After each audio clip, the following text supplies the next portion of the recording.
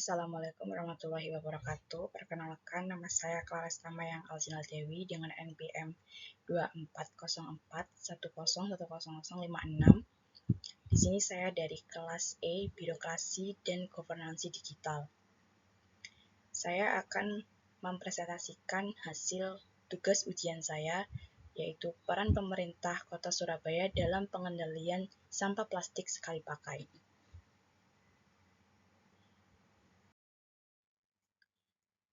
Yang pertama, latar belakang.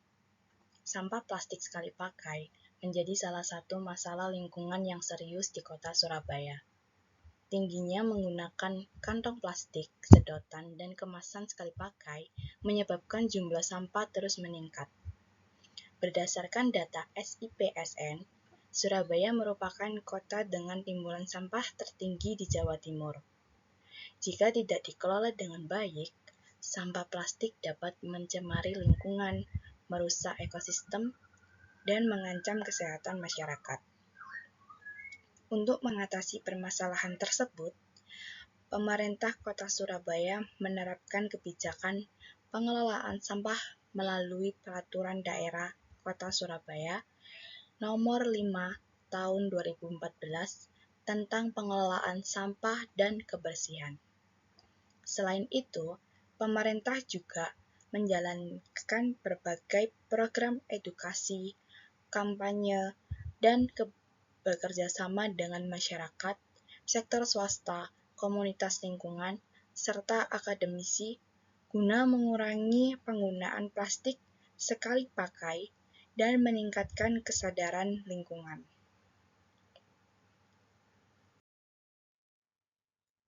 Selanjutnya, rumusan masalah.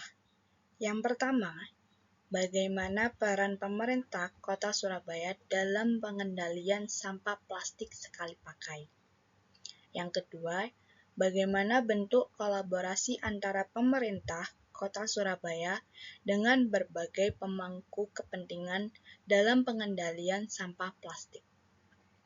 Yang ketiga, apa saja faktor pendukung dan penghambat pelaksanaan pengendalian sampah plastik sekali pakai di Kota Surabaya? Selanjutnya, tujuan. Yang pertama, menganalisis peran pemerintah Kota Surabaya dalam pengendalian sampah plastik sekali pakai. Yang kedua, mengidentifikasi bentuk kolaborasi yang dilakukan dalam pengelolaan sampah plastik. Yang ketiga, mengetahui faktor pendukung dan penghambat dalam pelaksanaan kebijakan pengendalian sampah plastik.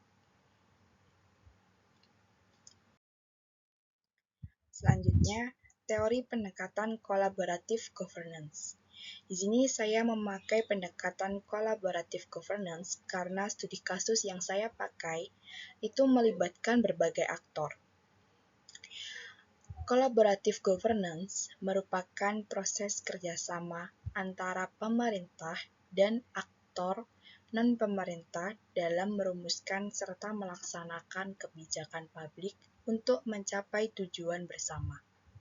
Menurut Ansel dan Gas 2008, keberhasilan kolaborasi dipengaruhi oleh 4 dimensi utama, yaitu starting conditions, kondisi awal, facilitative leadership, kepemimpinan fasilitatif. Yang ketiga, institutional design, desain kelembagaan, dan yang terakhir, kolaboratif proses, yaitu proses kolaborasi. Keempat dimensi tersebut digunakan untuk melihat bagaimana hubungan antar aktor dibangun, bagaimana aturan kerjasama disusun, serta bagaimana proses komunikasi dan pengambilan keputusan dilakukan secara bersama-sama. Dalam pengendalian sampah plastik sekali pakai di Kota Surabaya, pendekatan ini sangat relevan karena permasalahan sampah memiliki tingkat kompleksitas yang tinggi dan melibatkan banyak pihak.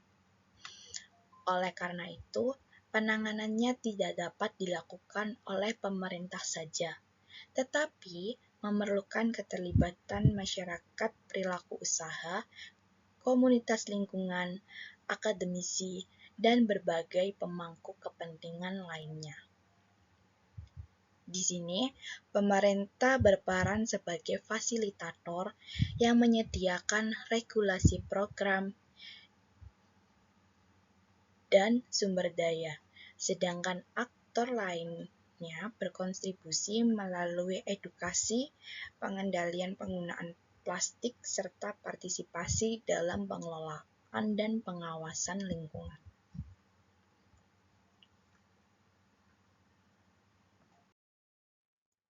Selanjutnya, ada peran pemerintah Kota Surabaya dalam pengendalian sampah plastik.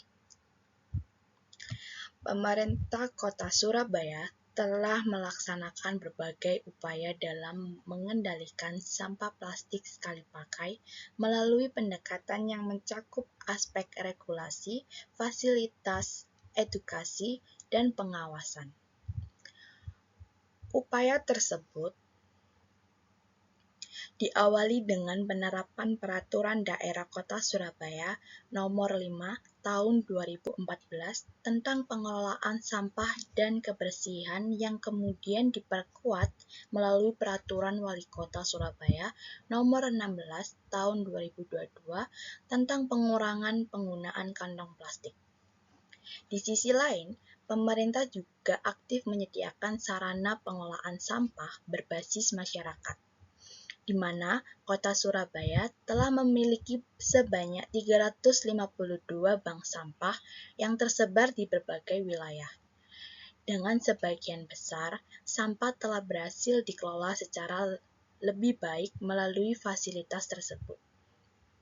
Agar kebijakan ini benar-benar dirasakan manfaatnya oleh warga, pemerintah juga menjalankan program edukasi dan kampanye kesadaran lingkungan bagi masyarakat dengan melibatkan aktor swasta, komunitas lingkungan, dan akademisi dalam mengedukasi masyarakat mengenai bahaya limbah plastik serta pentingnya praktik pengelolaan sampah yang berkelanjutan. Seluruh upaya tersebut didukung oleh kegiatan pemantauan dan evaluasi yang dilakukan secara berkala oleh Dinas Lingkungan Hidup guna memastikan kebijakan yang ditetapkan berjalan secara efektif dan mampu mengurangi timbulan sampah plastik di Kota Surabaya.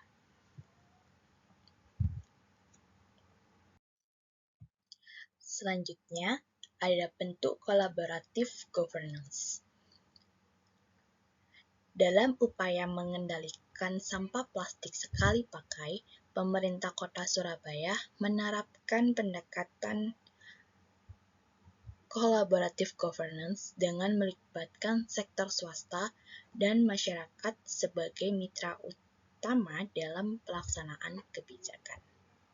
Kolaborasi dengan sektor swasta diwujudkan melalui penerapan Peraturan Wali Kota Surabaya Nomor 16 Tahun 2022 yang membatasi penggunaan kantong plastik sekali pakai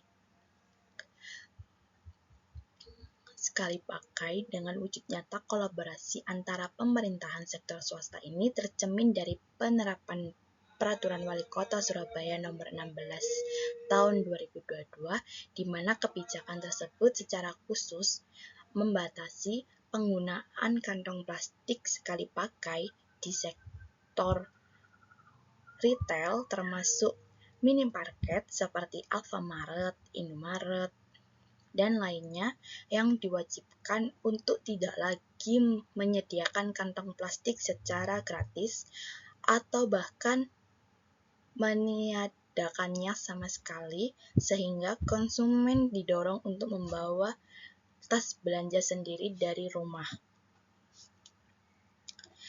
Sementara itu, kolaborasi dengan masyarakat dilakukan melalui berbagai program edukasi, kampanye, kesadaran lingkungan, serta penguatan pengelolaan sampah berbasis masyarakat yang melibatkan komunitas lingkungan, akademisi, dan kelompok warga.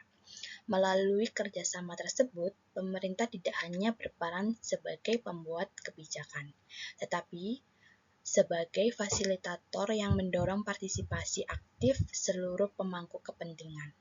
Dengan adanya sinergi antara pemerintah, sektor swasta, dan masyarakat, upaya pengendalian sampah plastik di Kota Surabaya dapat dilaksanakan secara lebih efektif, berkelanjutan, dan mampu menciptakan perubahan perilaku yang mendukung kelestarian lingkungan.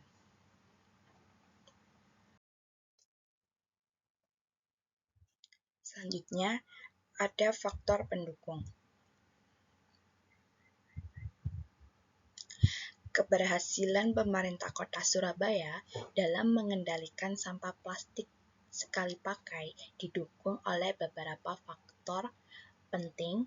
Yang pertama, adanya komitmen pemerintah yang kuat melalui penerapan berbagai regulasi, seperti Peraturan Daerah Nomor 5 Tahun 2014 dan Peraturan Wali Kota Nomor 16 Tahun 2022